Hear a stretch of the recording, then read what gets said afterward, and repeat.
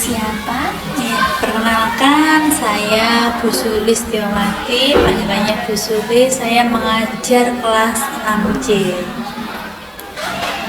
Mengajar kelas 6C di SDN Lidah Wetan 2. Iya. Baik, di sini kami ingin mengajukan beberapa pertanyaan Ibu mengenai kurikulum di sekolah dasar khususnya di SDN Lidah Wetan 2 ini. Iya. Jadi yang pertama, menurut Ibu bagaimana pandangan Ibu mengenai pentingnya inovasi dalam kurikulum di era pendidikan saat ini, Ibu? Oke, jadi inovasi ya. Jadi inovasi itu sangat penting sekali, apalagi sekarang itu anak-anak sudah pegang HP semua ya. Jadi mereka itu kadang itu lebih dulu tahu daripada guru. Kemudian mereka juga biasanya akses informasi, kemudian akses media sosialnya kan juga lebih cepat ya, lebih canggih gitu. Jadi guru juga harus berinovasi sesuai dengan perkembangan zaman supaya bisa mengimbangi kemampuan siswa dalam berteknologi.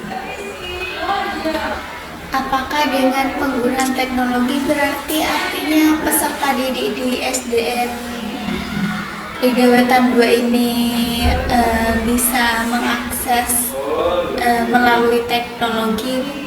Alhamdulillah ya, siswa-siswa khususnya kelas tinggi itu sudah bisa mengakses teknologi yang dimanfaatkan dalam pendidikan seperti Canva. Mereka sudah mulai terbiasa membuat di Canva. Kemudian untuk yang kayak evaluasi itu pakai quizzes yang mode kertas maupun yang pakai HP itu juga bisa.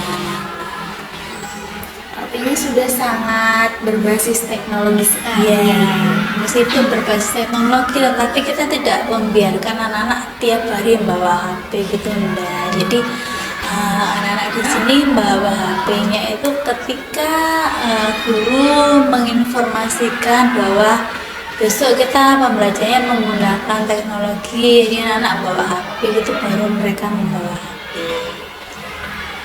Lalu apakah Ibu pernah menerapkan inovasi dalam pembelajaran di kelas? Jika iya, bisa dijelaskan Ibu bentuk inovasi dan dampaknya itu seperti apa? Oke, untuk inovasi sekarang guru-guru zaman sekarang itu kan juga bisa mengakses banyak informasi ya dari berbagai media sosial. Jadi untuk inovasi itu kita juga bisa mungkin melihat atau mencontoh dari guru-guru yang di SD lain ataupun dari sekolah lain ya. Kemudian kita ATM, amati, tiru, dan modifikasi. Misalnya dalam mungkin penggunaan media yang berbasis teknologi maupun yang non teknologi, seperti dia dari media atau dari metode pembelajarannya bisa kita adaptasi, kemudian kita modifikasi gitu ya. Alhamdulillah selama ini kita untuk yang dampak atau respon dari siswa, alhamdulillah sangat antusias anak-anak dalam mengikuti pembelajarannya. Nah, tentunya dalam menerapkan inovasi kan pasti ada beberapa tantangan nih. Iya. Kira-kira apa tantangan utama saat menerapkan inovasi tersebut dalam pembelajaran itu?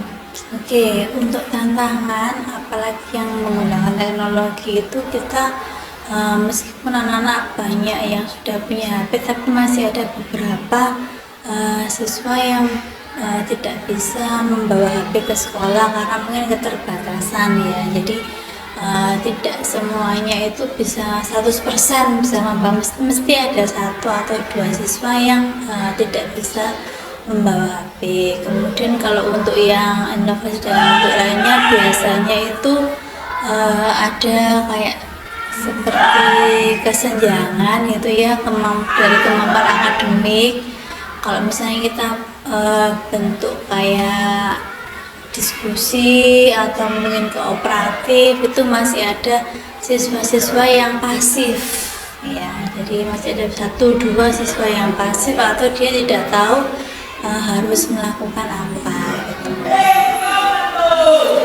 Lalu bagaimana dukungan dari sekolah atau kebijakan kurikulum membantu atau menghambat upaya inovatif yang Ibu lakukan?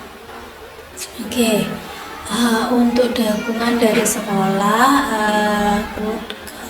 sekolah itu kita mengadakan yang namanya kayak seperti diskusi gitu ya dengan rekan sejawat. Kebetulan kita tuh rombelnya banyak. Jadi per kelas tuh minimal ada 3 rombel ABC, ada yang ABCD lah. Kita itu kayak membentuk KKG intern ya. Jadi kita saling sharing sesama teman sejawat, khususnya sama satu rombel ya, satu angkatan, sama-sama kelasnya itu kita sharing kekurangan ataupun kelebihan dalam kegiatan pembelajaran, kita sharing, kita sama-sama mencari solusi ya. Kalau tidak menemukan ya kita bisa belajar mandiri. Di platform Merdeka Mengajar itu ada beberapa panduan tentang pembelajaran inovatif, itu juga sudah disediakan.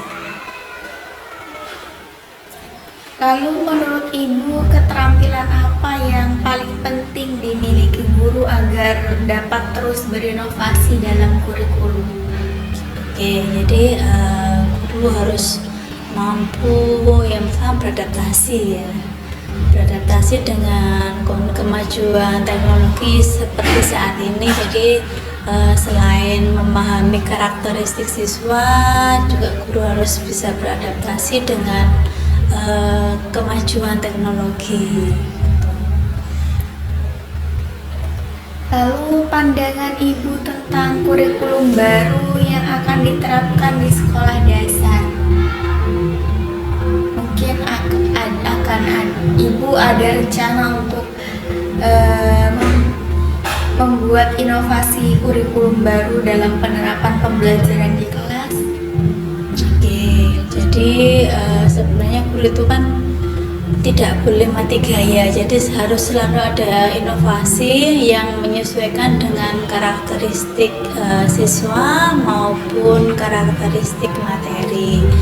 Jadi untuk pengembangannya guru harus terus belajar, tetap belajar dari berbagai sumber ya, baik itu teman sejawat, kemudian teman dari kelompok kerja guru yang dari kecamatan, dalam satu kecamatan ataupun antar kecamatan. Juga bisa mengakses platform Merdeka Belajar untuk mengembangkan kemampuan. Juga bisa juga mengikuti seminar-seminar. Nah, kadang kan ada seminar-seminar yang diadakan oleh kampus ya, ada juga yang diadakan oleh dinas pendidikan. Tuh guru juga harus selalu aktif ya dalam mengikuti seminar supaya untuk meningkatkan kemampuan guru juga. Lalu inovasi kurikulum apa yang pernah Ibu terapkan? Seperti kayak kurikulum Merdeka ini kan pembelajaran diferensiasi ya. Kemarin sempat viral kan pembelajaran diferensiasi ya. Nah, itu kita menerapkan pembelajaran diferensiasi di kelas ya. Alhamdulillah juga segala sesuatu kan pasti punya dampak positif dan negatif ya. Jadi untuk pembelajaran diferensiasi kemarin ya alhamdulillah sudah berjalan sih beberapa, jadi itu juga merupakan tantangan juga bagi kami sih, inovasi bagi kami dan juga tantangan untuk penerapan pembelajaran diferensiasi itu. Nah, dalam penerapan kurikulum diferensiasi itu kan kurikulum diferensiasi sendiri itu kan kurikulum yang dirancang khusus Ibu. Apakah peserta didik itu mendapatkan tugas masing-masing itu yang berbeda sesuai kemampuannya atau disamaratakan gitu? Nah, tergantung jenisnya, kan ada diferensiasi di proses, produk ya, maupun di konten. Kalau misalnya di produk nanti tugasnya beda-beda, ya kan, tergantung dari pembagian kelompok di awal. Artinya di SDN Lidah Wetan 2 ini inovasi kurikulumnya itu sudah sangat berbasis teknologi sekali Ya, khususnya kelas tinggi ya, karena kita kebetulan untuk yang kelas bawah atau fase A itu kan kelas 1 dan 2 itu masih belum ada LCD, jadi gurunya mungkin nggak bisa tiap hari mengakses ya, jadi hanya mungkin pakai audionya saja, musiknya buat nyanyi bersama. Kemudian kalau mau pakai LCD juga harus gantian. Nah, untuk kelas 3 sampai 6 itu alhamdulillah semua sudah terpenuhi, baik LCD maupun pengeras suaranya juga sudah ada. Nah, apabila kegiatan pembelajaran itu menggunakan handphone nih Bu, apakah guru juga tetap berperan sebagai fasilitator? Iya, tetap ya.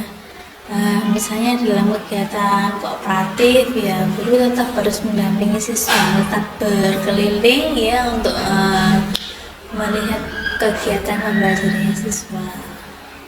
Wah, ternyata penerapan kurikulum di SDN Lidah Wetan ini cukup baik sekali ya Ibu.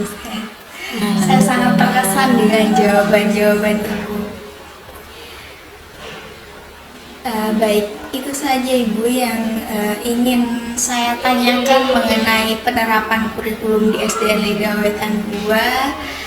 Saya ucapkan terima kasih kepada Ibu yang sudah berkenan meluangkan waktu dan juga menjawab pertanyaan dari saya selaku host pada video podcast tentang penerapan kurikulum ini. Apabila sejak awal tadi saya ada kesalahan kata, baik itu perilaku, saya ucapkan mohon maaf Ibu. Saya sampaikan terima kasih. Lalu saya tutup video ini. Wassalamualaikum warahmatullahi wabarakatuh. Waalaikumsalam warahmatullahi wabarakatuh.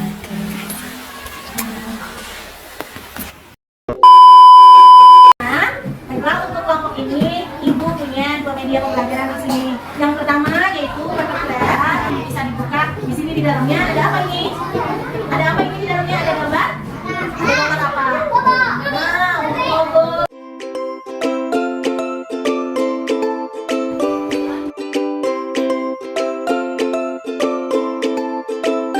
Untuk kelompok auditor ini, Ibu nanti bawakan speaker untuk kalian mendengarkan rekaman tentang artikel pendek. Tentang apa artikelnya, ada yang tahu?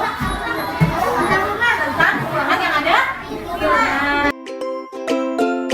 Untuk kelompok inisiatif, di sini Ibu akan membagikan kertas. Ada gambar apa di sini? Ada gambar semuanya? Ada gambarnya apa kosong? Ada tulisannya. Tulisan di sini adalah petunjuk kamu untuk mencari gambar yang harus ditempelkan. Tempelkan di sini, bisa?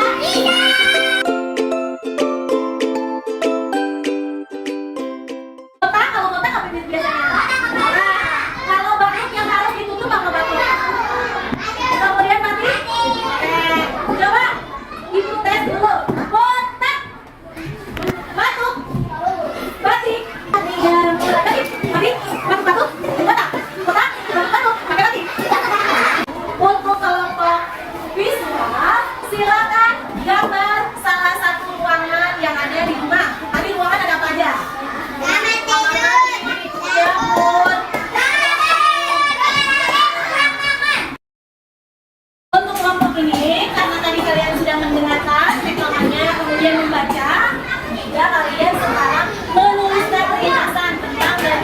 bagian ruangan yang ada di rumah.